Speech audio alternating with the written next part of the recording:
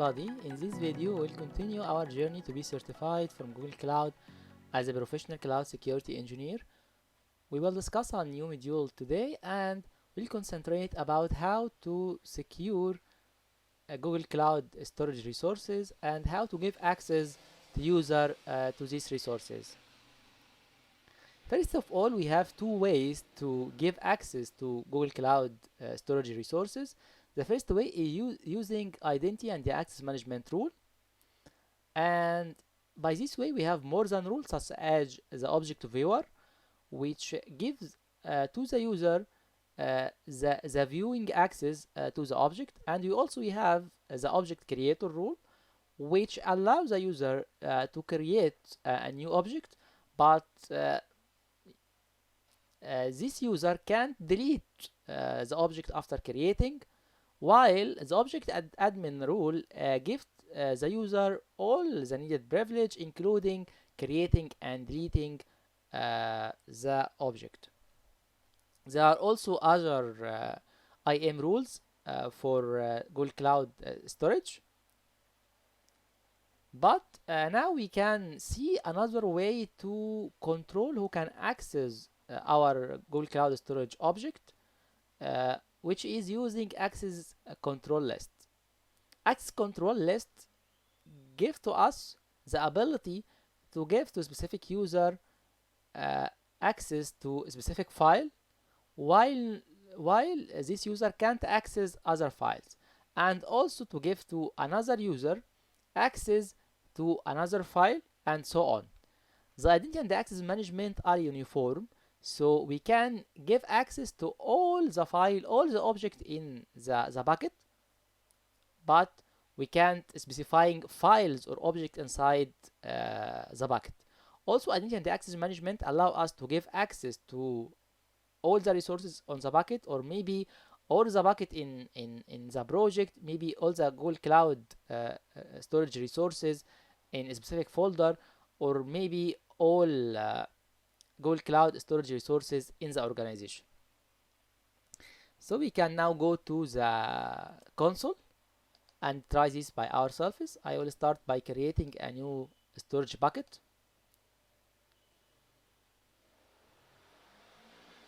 Maybe we can give it this name. I will click continue. Maybe we can choose a specific region. We can say region and US Central 1. Now this is about the class of the storage. We can keep it on the default.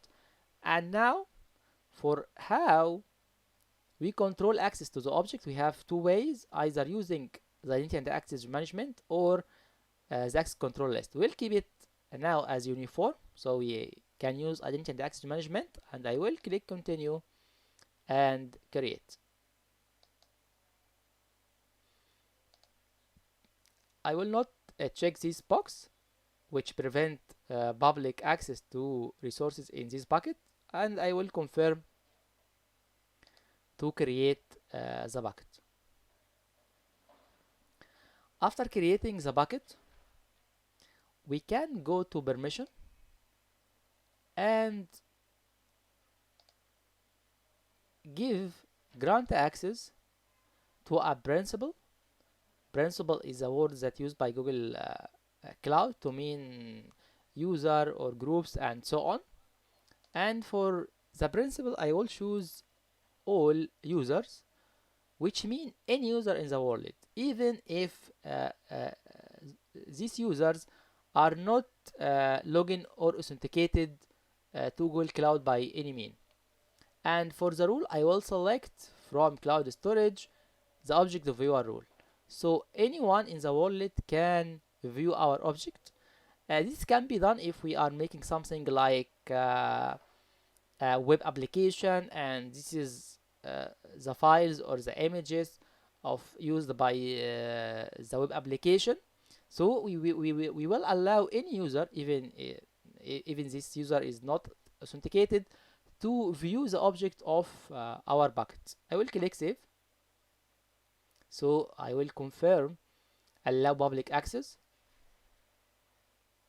After that, we can go to object and try to upload a file. So I will upload this file. After uploading the file, we can go here and try to edit access. Now I am trying to edit access on the level of the object or the level of the file, and now we have an alert because we choose to use identity and access management, so we are not allowed to use access control list, which allow us to give a specific access on a specific object. So I will click cancel, return to permission, and here I will switch to fine grain, which allow us to use access control list. But we have to note that identity and access management is still working. So if we give to a specific principal, a specific user, a rule using identity and access management, it will still working as it is. But now we can use also the access control list and give a specific permission to a specific object in the bucket. I will click save and return to the object.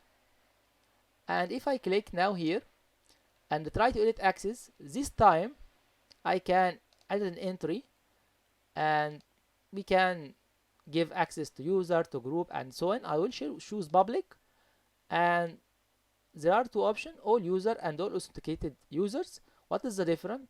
All user, any user in the world, even if it does not authenticate, and all authenticated user, this means this user have to authenticate to Google Cloud using any Google ID. Here we have two options. I maybe choose owner and I will click save. One important thing also to know is using the logging options